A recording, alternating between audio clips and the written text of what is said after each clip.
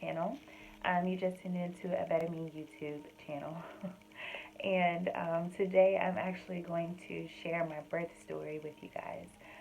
So many of you know that I gave birth to my beautiful son, Judah Malak Jones, on January 9th, 2019. And so today I just actually wanted to share my experience in labor and delivery. FYI, my son is here in the room. He's taking a nap right now. Hopefully he will stay asleep, but if not, then we will just have to improvise. His due date was on a Friday. On Saturday, January 5th, 2019, my husband and I decided to go to the park with some of our close friends, and we were just hanging out, some of us playing the guitar, just talking, having a good conversation. One of my sisters in Christ and myself went on a walk just to kind of get myself moving, because by this time I was already out of work a little over a week, almost 2 weeks, and therefore my maternity leave had already started. So whether he came then or later on, I only had 12 weeks altogether. And so with that, I wanted to go ahead and hurry up and have him so that I had more time with him before having to go back to work. A few of us had decided to come back to our house that evening, and we just hung out, watched some YouTube videos. Nate cooked us some food, and we decided, it was me and two of my other friends, we decided to look up some videos on how to jumpstart labor. And it's funny because the video that we actually looked at, it said, like, unless you're ready to go into labor, do not do what you see in this video. And then use your hands to help you come into. We are trying to get you to come out, Baby Jones. Baby Jones 1 or Baby Jones 2 or just Baby Jones. We don't know yet. Auntie Morgan is right here. Auntie Alicia. Your dad is over there doing something in the bathroom. And Mommy is just trying to get you to come out. So let us watch. We have Mrs. Now, who's pregnant too. And Stacy, somebody named Sally, I don't know who she is, but she helping Mommy to get you to come out. So let us watch. She is stretching. You were making some movements earlier, so we'll see if you come out. But like I said, I was ready to go into labor. I was ready to go ahead and have my baby. So we decided to go ahead and do the different exercises and techniques that were in the video. And we actually, crazy enough, did it like 3 times that night. So sure enough, they left our house at around 11 o'clock, 11:30 that night. And around midnight, I started to have some contractions. So I let Nate know, and he was just like, okay, you know, go ahead and get some rest, because that's what they tell you to do when you're in labor, at least the early part of labor. They tell you to get as much rest as possible, because once you hit active labor, you are not going to be able to rest or go to sleep. And usually women that have a hard time in labor, it's not even so much the pain, but it's just the fact that it's exhausting. It's like a marathon. You're running a marathon. So you want to have as much rest as possible. So I went upstairs. I went to sleep. I think Nate ended up staying up, or I'm not even sure what he did. But we woke up the Sunday morning, and we were supposed to go to service with a few people, but we had text everybody like, hey, Samantha's in labor, I'm in labor, like, we're not going to make it. So we stayed home. We just kind of relaxed. I think Nate went to go get us some food, and we were just like watching movies and just hanging out. So I called my midwife just to let her know, like, hey, I don't think anything's happened yet, but I'm starting to feel some contractions. Just wanted to let you know so that I'm on your radar. And I also did that because our birthing center is about 50 minutes away from where we live. And I'll do a whole separate video on our birthing center experience, why we went with the birthing center rather than the hospital, just all of that. But I went ahead, I called her, I let her know. I notified her, and then I also notified our doulas. So at this point, we're just waiting, we're relaxing. I let my family know what was going on, and nothing happened. So we started labor last night at about 12:30 or I guess this morning around 12:31 a.m. And it was pretty consistent at first, but then they kind of started spacing out throughout the day. Today's Sunday, January 6th, so it's been spaced out throughout the day. We went for a walk. There's Nate laying on the couch. I want to see my baby. So Sunday night, I started to feel some more contractions. They started to seem like they were pretty consistent. And by this time, we had downloaded an app to start tracking my contractions. But woke up Monday morning and still nothing happened. So by Monday, I'm just like, okay, starting to get a little tired. You know, these contractions that are coming and going, they kind of kept me up throughout the night. Didn't really know what was going on. So Monday comes, they kind of space out. Nothing's really happening. Once again, we're just relaxing, having a good old time. By Monday night, it starts to gear up again. So I'm like, okay, this is the night. I'm ready to go. Ready to see my baby. By this time, even Nate was saying, like, dang, I'm ready to see my baby. I'm ready for my baby to come. Once again, though, Monday night is here, and they've geared up a little bit more, but still nothing is happening. So by the time Tuesday comes, I'm like exhausted. I'm like, okay, look, I could barely sleep. You know, the contractions were coming, 5 minutes apart, 6 minutes apart, 7 minutes apart, 10 minutes apart. But mind you, every time a contraction came, I was asleep. So I would be asleep, and then I would wake up every 5, 6, 7, 10 minutes, 20 minutes to a contraction. And my midwife and my doulas kept saying, like, try to get as much sleep as possible. Try to get as much sleep as possible. And I was just like, I'm trying, but I keep getting woken up by these contractions. So by the time Tuesday came, like, I was exhausted. I was tired. We decided to go to the birthing center. My doulas actually recommended, like, go to the birthing center, just talk to them, let them maybe check you to see how far along you are, how dilated you are, if you want them to, and just see if they can let you know what you can do to kind of get this thing going. Because by this time, we're in day 2. And at this point, they labeled it as what was called prodromal labor. And so prodromal labor is essentially, it just means that you're having contractions that are sort of consistent, but then not consistent. They can be 3 minutes apart 1 minute, then it's 5 minutes apart, then it's 7 minutes apart, then 10, 20 minutes apart. And in order for them to really do anything, in order for them to really admit you into the birthing center or the hospital, your contractions have to be pretty consistent for at least an hour or 2 hours for them to do anything. And so the fact that it wasn't consistent, there was nothing that they could really do. The thing with prodromal labor is that from what I read, from what I researched and was told, majority of the time your contractions sort of kick in at nighttime. And then throughout the day it kind of spaces out and you may not really see anything. So the only issue with that is that you're trying to go to sleep, you're really sleep deprived. And that's really how I felt. Like, I felt I was trying to get as much sleep as possible, but it was just impossible because I kept getting woken up like every 10 minutes or less by these contractions. When I got to the birthing center, one of the things that I went ahead and did was I allowed them to go ahead and check me to see how dilated I was. And so for those that don't know, dilated just means how open your cervix is. So your cervix starts off like this small. And in order for you to accommodate a baby, it goes from 0 to 10 centimeters big. Once you hit 10 centimeters, that means that, it's essentially time to start pushing. The baby is ready to come. So when she checked my cervix, thank God, I was 2 centimeters dilated. So I had made some progress. The contractions weren't just for nothing. I was 2 centimeters dilated, and I was 100% effaced. And what effaced means is that your cervix is like super thick, and it has to thin out, right, in order to accommodate the baby coming through. So there's 2 things that has to happen. You have to dilate to 10 centimeters in order to start pushing, or, essentially that's when the baby's here. And you also have to efface.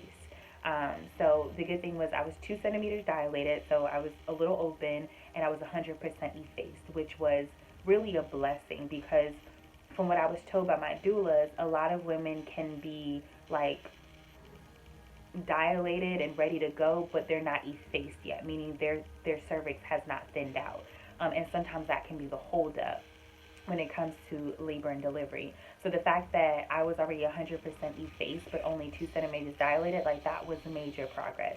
So I was thanking God by the time I left, like, okay, there's something is happening. It's not just me having contractions and in pain for 2 days for no reason.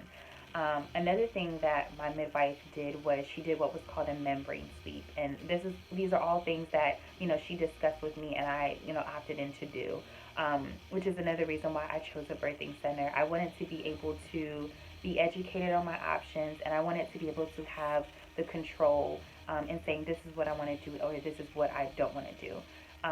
And that's what I was able to do with the birthing center. So she let me know all of my options, and one of the options was what was called a membrane sweep. So a membrane sweep, essentially, I'm not trying to be too graphic or anything, but basically she stuck her fingers inside of me, and she basically, she sticks her fingers in, and she basically sweeps through your cervix. The whole point of doing that is to, kind of get things moving and to hopefully kind of it's to kind of help intensify the contractions, so that we're hopefully progressing even more. So she did that. It was a little painful, but it wasn't the end of the world. I was okay. And after she did that, I went home. Sure enough, that night, Tuesday night going into Wednesday, the contractions definitely intensified. They were much more consistent, and by the time I woke up Wednesday morning, I was in a lot of pain. So I had different things, just to kind of help relax my body. I tried laying down, but that was really difficult for me. So what I did do was I got in the tub. I ran like a bubble bath, and just to kind of let the water help me. And I was in the tub for like hours, literally hours, just to help me with pain management. So I think it was around like 8 o'clock that morning. I called the midwife on call and let her know, like, hey, I want to come in today. It's pretty consistent. And, I think today could be the day. So she was just like, okay, well, let's plan to meet at the birthing center at 12, and let's see where we are. So I remember getting ready, getting things together, and I remember praying. And I was like, Lord, do not allow me to come home without my baby today. Like, by this time, this is literally day 3 of prodromal labor. I was exhausted. I could not sleep. Nate was sleep deprived because he was so concerned about me. And I remember even the day before, the Tuesday, like just breaking down crying, and he had to hold me because I was in so much pain, and I was so frustrated. I was just like, I can't do this for another night. This is not what I expected. God, I had prayed, for this amazing labor and delivery experience. I was just hoping for like a quick labor and delivery, like an hour labor and not even an hour delivery. Like, I just really had prayed and I had given it to God, and I was having faith that I was going to have this supernatural birth experience. And so far, this did not feel like a supernatural birth experience. So I was a little discouraged going into the birthing center on Wednesday, but I was just trusting God. So we drove to the birthing center, and one of the testimonies, or just one of the blessings, even in driving, one of the things you hear about constantly is that drive to the hospital, just being so painful, all of the bumps, and the road just really being uncomfortable for women that are in labor. And y'all, it was God, because the whole way there I was knocked out sleep. Like, I think I maybe woke up like once or twice while I was on the road, but for the most part, I was knocked out sleep for that whole 50-minute drive, and that was God in and of himself. So praise God for that. How sometimes we overlook like the little things that God did, but God came through on that one. The fact that I had like a pain-free ride to the hospital, and it was a 50-minute drive with a good amount of traffic. So anyway, so I get to the birthing center, and I have different group messages. I have my family, I have my mom. Like, so many people were like, hey, what's going on? Where are we at with this thing? And I was like, look, I'm trying. Like, I don't know what to do. Funny story. My mom calls me and was like, hey, like, and she was funny. It was funny because she was in the library, so she was whispering, and she was like, what's going on? Like, you haven't had this baby yet? And I was just like, no, like, baby hasn't come. And she was like, what are you waiting for? Start pushing. And I was just like, Mom, what am I supposed to be pushing? She was like, I don't know. Just start pushing. That's what I did with you. That's how you came. She was like, now don't push too hard and hurt yourself, but just start pushing. And I was just like, push what? There's nothing to push. The baby is not here yet. Anyway, so that was a funny story. I was like, I don't know what I'm supposed to do. And literally, I started to try a little bit. Like, maybe I could try to push it. I was like, I'm not messing with my mom and do something wrong. So, anyways, we get to the birthing center, and the midwife on call decides to check me to see how dilated I was. So, the day before on Tuesday, I was 2 centimeters dilated. Today on Wednesday, I was 4 centimeters dilated. So, overnight, I had made progress. Um, and anybody that's had a child will know like how big that is for you to make progress so quickly. Um, so that was another blessing, just how the Lord allowed things to progress so quickly. So I have one of the things that God led me to do prior to even being pregnant. One of the things He laid on my heart was while I was pregnant, to have sort of like a prayer team, just a few people that would come together and pray with me consistently over my pregnancy, over my labor, over my delivery. And so there were 4 girls that I had on this quote unquote like prayer team that, you know, would pray with me consistently throughout my pregnancy. And so we have a group message, and they were all aware of what was going on. 2 of them are in the area, and 2 of them were out of state. So the 2 that were in the area were like, hey, like, do we need to come to the birthing center? Because I wanted them there praying and just worshiping and just setting an atmosphere where God's presence really could dwell during my labor and delivery. So I messaged them, and I was just like, hey, I'm 4 centimeters dilated, and they're gonna go ahead and admit me. And y'all, when she checked me and told me like, hey, you're 4 centimeters, we're gonna go ahead and admit you, I just bust out crying. And it's funny because she thought I was crying because I like wanted to be further along as far as like how dilated I was. But I was so like emotional that I couldn't tell her like, girl, no, I'm not crying because I'm upset. Like, these are tears of joy. Like, I was going to be so upset if they sent me back home and told me that they weren't going to admit me. I was just like, no, like, going home is not an option. That's what I was thinking in my head. I was like, you guys have to admit me. I was like, Lord, please let them admit me today. And thank God they went ahead and admitted me at about 12:30 in the afternoon on Wednesday. So by this time, like, okay, I'm ready to go. I contacted my doulas. The doula on call was like, hey, I'm on my way. My 2 friends that were on the prayer team were on their way. We had our labor and delivery bags in the car, so Nate went out and got that and started to get the birthing center room set up. And you'll see it on the footage. I had like my words of affirmations on the wall. I had like some string lights up. I had like my diffuser. I just really wanted it to be like a relaxing environment, dim lights. Like, I didn't want a lot going on, a lot of movement. And so I was really intentional about the atmosphere, the aesthetics of the atmosphere I was creating. And so Nate, you know, got everything ready. Just while I was at this point, I was laboring, and my contractions were pretty consistent. So I was breathing through my contractions and just praying through them and just trusting God. So fast forward, my doula arrives, and it's funny because when she arrived, she was just like, how was the car ride here? Like, she was so concerned about the car ride, and I was like, oh, I was sleeping. And she was just like, really?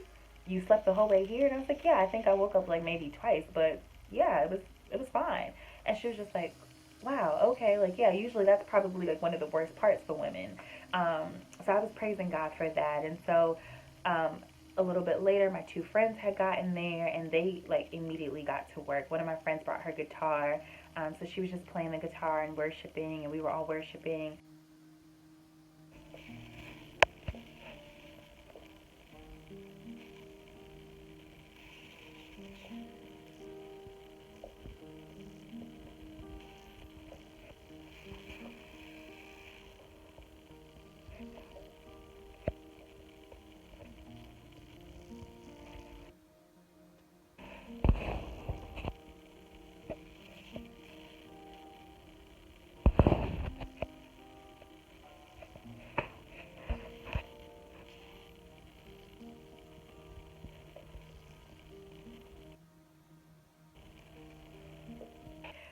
And praying, and everybody, it was just really relaxed, really low conversation, talking, laughing, just, you know, having a good time. They were very respectful of the environment. If they saw that a contraction was coming, like, everyone got quiet. And I needed everyone to be quiet. Like, if a contraction was coming, I needed you to be quiet. The room had to be quiet. And my big thing was like every time I had a contraction, I had to hold someone's hand. So every time I would have a contraction, I'd be like, and I would like grab someone's hand and just like hold it and just like breathe through it. Just breathe through it. Mm. Oh. Oh. Mm. Mm. Oh. Oh. Mm.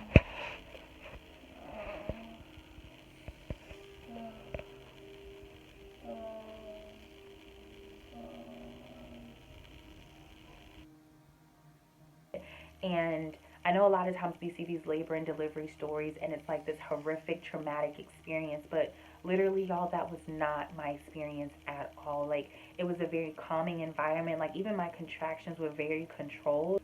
Literally, I don't think I had a moment where it was like super crazy. You know, it was just pretty controlled the whole time by the grace of God. Um, so, you know, at this point, I'm, like I said, I'm 4 centimeters dilated. My midwife comes back in a few hours later and, you know, asks me, like, do you want me to check again? And that's another thing with birthing centers. They try to do as little checks as possible, vaginal checks as possible. You know, they're very whatever you want to do. So they always ask you, like, what do you want to do? These are your options. This is what can happen if you do this, but like, what do you want to do? So I told her, like, okay, like, yeah, let's check again. By this time, y'all, I was 6 centimeters dilated. Like, literally, it just, God is amazing. I don't think y'all understand. Like, I was just progressing as if it was nothing. Mind you, the whole time, I'm just having these calm, like, pretty calm contractions. Like I said, nothing too crazy. And so, you know, we did some different labor positions. That's another thing I love about the birthing center. So I labored on the bed a little bit. I labored using a labor ball. I sat on the toilet seat because when you sit on the toilet seat, naturally you want to push. So I sat on the toilet seat a little bit, and they even put me in the water a little bit because I wanted a water birth. So I labored in the water a little bit. So I was just moving all around, doing different things, and it was just peaceful. Like it was peaceful. You know, they were coming in and out of the room, but they were very quiet in what they were doing. And another thing I want to add real quick, when we were praying about our labor and delivery, we really prayed that whoever would be there for the labor and delivery, that God would ordain whoever was there. And it just so happened, first of all, our doula, the company that we went with, it's a Christian company. So all of the doulas are believers, praise God. And so then the midwives, it just so happened that the one midwife on call, or the midwife that was on call, is the believer. I'm not saying all the other ladies in the birthing center are not believers, but I know for a fact that she is a believer. So it just so happened that the midwife that was on call was a believer. Not only that, but she was training another lady. So there was another lady that was in training, and it just so happened that the lady that was in training was also a believer. So here we are having conversation about Jesus, and like it was beautiful because in my room, I have all of this worship. We have worship music going. We have the guitar going. It's just like literally, it was a peaceful, calm atmosphere of worship. And you could tell that they were just so used to it in a sense of like they weren't intimidated or thought it was weird. At one point, I remember sitting in the tub and laboring and looking over, and my midwife was sitting on the floor with her eyes closed. The lady in training was just on the floor with her eyes closed. My doula was holding my hands and her eyes were closed. And then the song, You're a Good, Good Father came on. And it was just like everybody at the same time was like, yes, I love this song. Like all at the same time. It was beautiful, y'all. Like I cannot explain what happened in that room. Like God was there and he made sure that whoever was there was ordained to be there. And so it was beautiful. Anyways, let me hurry up and finish. So last check, I was 6 centimeters dilated. Um, it's funny because one thing that I remember saying to God, I was sitting on the toilet seat and I was laboring. And I said to the Lord, I told my doula, first of all, I said, I'm scared about the transitional phase and I'm scared about pushing. Now, transitional phase is the last phase. So you have like early labor, you have active labor, and then you have what's called transitional or transition. before you deliver the baby. Transition is supposed to be like the hardest part of your labor experience. It's the shortest part of your labor experience, but it's supposed to be the hardest. I've heard of stories where women are like throwing up. That's where you just feel like you can't do it anymore. That's where you want to quit. Like the transition phase is supposed to be intense. And so I told my doula, I was like, I'm scared about transition and I'm scared about pushing. So she was just kind of talking me through it, just some ways to look at it. Just reminding me that like your body's created to do this. Just keep your focus on Christ. Just she was just really encouraging me through it. And I remember sitting on the toilet seat. By this time my body started to like automatically start pushing on its own. You get to that point where your body just it starts to do what it needs to do. And what I loved about my team was that they were saying like, hey, do what your body is telling you to do. They was like, if you feel like pushing, go ahead and start pushing. So I was on the toilet seat and I was starting to push a little bit when the contractions came.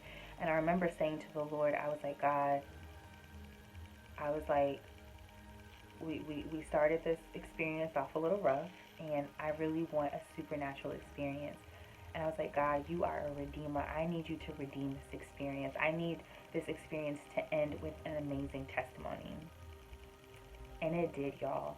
So a few minutes later, they were like, okay, do you want to check again to see how dilated you are, or what do you want to do? So I told them, like, let me labor a little bit longer. At about, I think it was like maybe 10 o'clock. I said at 10 o'clock, by this time, my water hadn't broken yet. So my water still hadn't broke. And I told them, I was like, okay, if my water doesn't break in the next hour, I'm gonna let you guys go in and manually break my water. By this point, I was starting to get a little exhausted, and I was like, okay, I'm ready for this to go ahead and finish.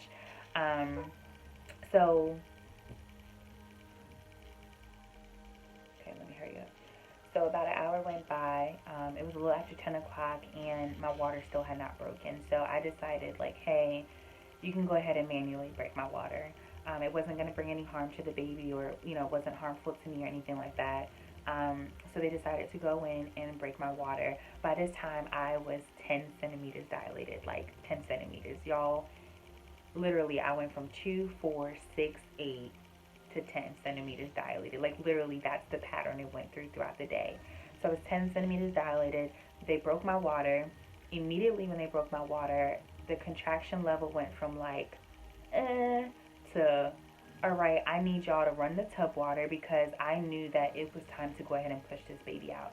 So they had the water going, and I was laboring. By this time, the pain had escalated a little bit, or not even pain, but it was just pressure. The pressure really had elevated.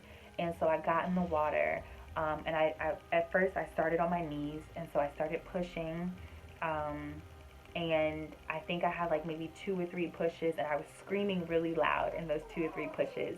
And I remember the midwife said, like, okay, I need you to take all of that energy, and I need you to use it for pushing, not screaming, because when you scream, you're exerting energy that you need to push.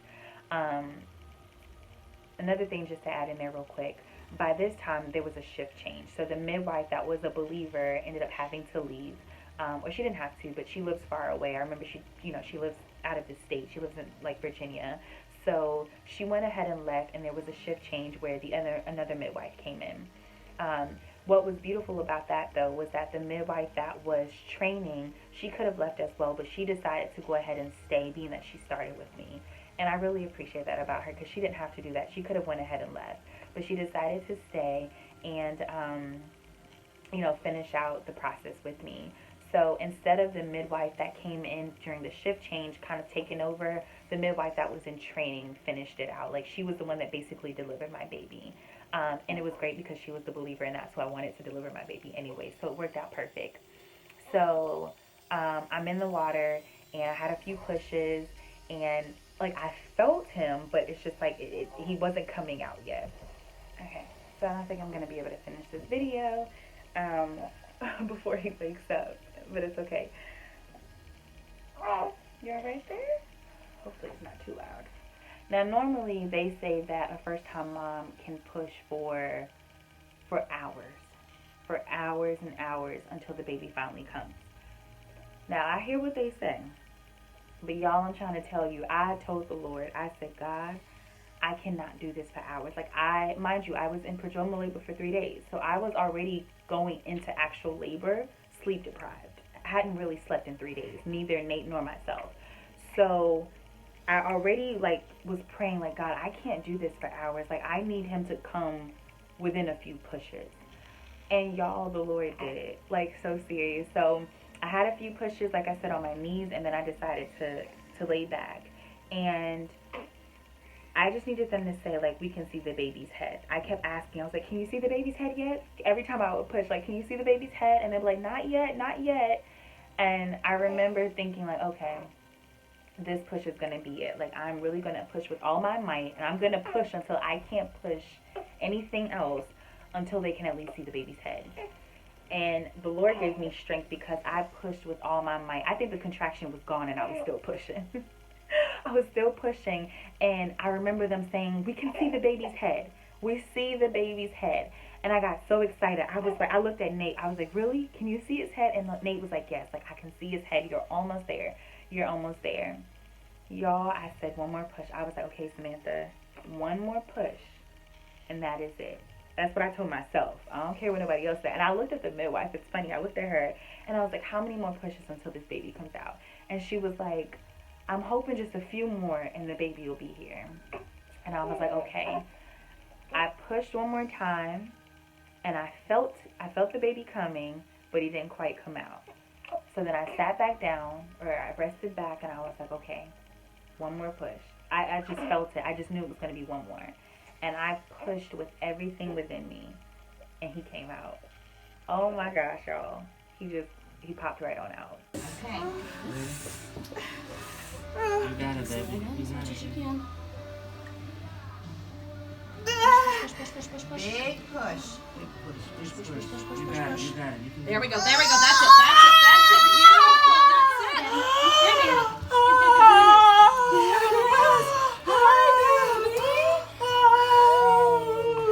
Welcome to the world. Baby's fine. Baby's crying. Like it? Oh. It's okay. Yeah, he's supposed to cry. How you breathing? Yeah, he's supposed to cry. Boy. He is. I don't even know. It's a boy. It's a boy.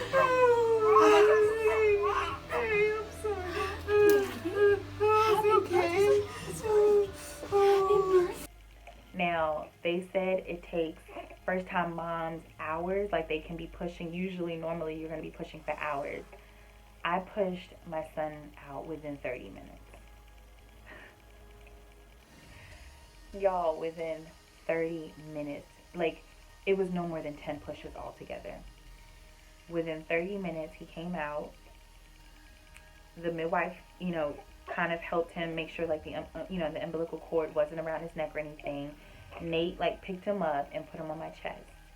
And I remember sitting there, and I looked at Nate, and I was like, is it a girl or a boy? Because, mind you, we didn't know what the sex was. And Nate was supposed to catch the baby, put the baby on my chest, but also announce the sex.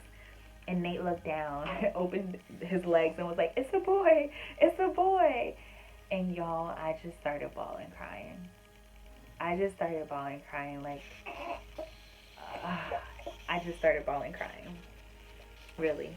And I think a few minutes went by. They were, trying to clean him up while he was on my chest. And it's so funny. He came out with, like, a few little cries, and he started sucking. Like, he came out sucking, like, ready to breastfeed. It was so funny.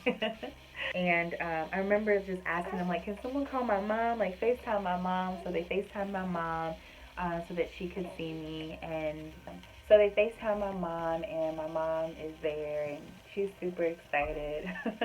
And yeah, it was a beautiful experience, y'all. Like, such a beautiful experience. Like I said, I've heard so many traumatic stories. I remember going through my pregnancy, and so many women would try to share their traumatic stories with me.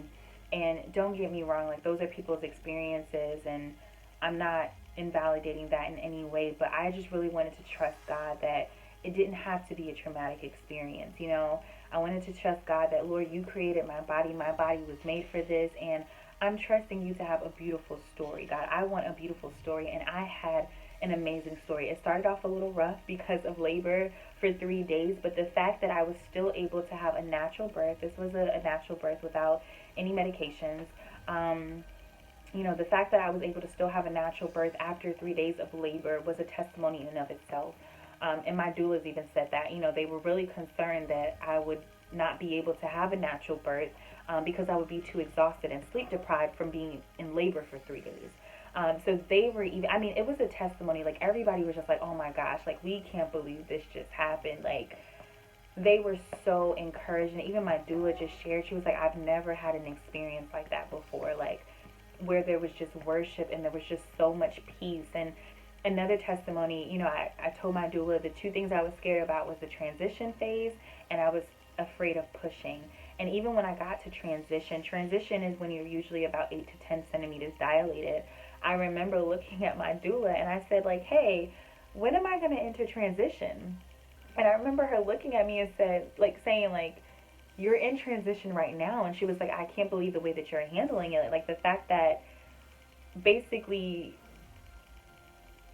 the level of pain that you had when I came in, when you were only 4 centimeters dilated, is the same level of pain that you're having. Like, your demeanor is so calm. She was like, I've never seen anyone handle a transition like this before. Y'all, I didn't even know I was in transition because it was the same. Like, labor was just the same throughout the whole experience. Like, I never knew that I was in transition. I just didn't know. And so that was a testimony. Even the pushing, the fact that I was able to push by God's grace within 30 minutes is insane. Like, oh my God, it's insane. And so yeah, it was beautiful, y'all. It was so beautiful. They got me out of the tub. They allowed the cord to stay attached until it stopped pulsing. And then they cut the umbilical cord. They transitioned me to the bed, and they got me together. They checked me to see if I had any major tears. That was another prayer point. I didn't want to tear, and I had like a super minor tear. They were like, it's so minor that we don't need to stitch you. It can heal naturally. They were like, it's up to you though. We can stitch it if you want, or we don't have to. And I chose not to get it stitched and just to let it heal naturally. But the fact that like God heard that prayer too, where I didn't have any major tears, was another blessing. And so while they got me together, Nate had the baby and did some skin to skin with him. Just talked to him, and just it was amazing. And we stayed at the birthing center that night. It was peaceful. It was peaceful. It was calm. My friends, after about an hour or so, they left. My doula left, and it was just me, Nate, and the baby in the room, just enjoying each other, enjoying each other's company. My baby was born at 11:32 p.m. So after the midwives did what they needed to do with me, they just kind of gave us our space. They checked on us maybe once in the night, and that was it. Like, they gave us our space just to enjoy each other. And the next morning, we went home with our baby. Ah, so crazy. But yeah, that's my experience, my labor and delivery experience. So I just want to encourage you guys. If you're not pregnant yet, or you've never had a baby, know that your testimony does not have to be the testimony that others share with you. You can have a beautiful experience. You can have a pain-free experience. I can't say that I had like a lot of pain. It was just a lot of pressure. It was really uncomfortable, but it wasn't like this horrific pain that was just unbearable. It was bearable. I was able to go through my labor and delivery, with a calm demeanor. I wasn't cursing people out or screaming at people, and I'm not coming at anybody that does that, but it just shows the grace of God that was able to give me that peace and that joy throughout that entire experience. It was only God, y'all. Literally God. And I'm just so thankful. I'm thankful for the people that consistently prayed for me, the people that checked on us during that time. I'm thankful for my husband. Y'all, he was amazing throughout my pregnancy and throughout my labor and delivery. He was by my side. He was very hands-on. It was just awesome. And like I said, I'll share another video on just my birth center experience because it was an amazing one. I'm so glad that I went with the birthing center.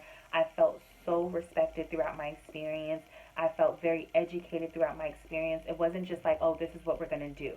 it was this is what's happening. These are your options. What do you want to do? And even if they suggested one thing, I never felt obligated to do what they told me to do. And so I don't want to blab on now, but I'll share that later. But I had an amazing experience. I had such an amazing experience that probably like 2 weeks after having Judah, I was like, I want another baby. I want another baby. And I know I sound super crazy, and I'm not trying to have another baby right now, but it was just such a beautiful experience. Like, God really met me. He started this experience with me, and He literally ended it, and He's still walking with me through this postpartum experience. But yeah, it was amazing. It was amazing. Oh Lord.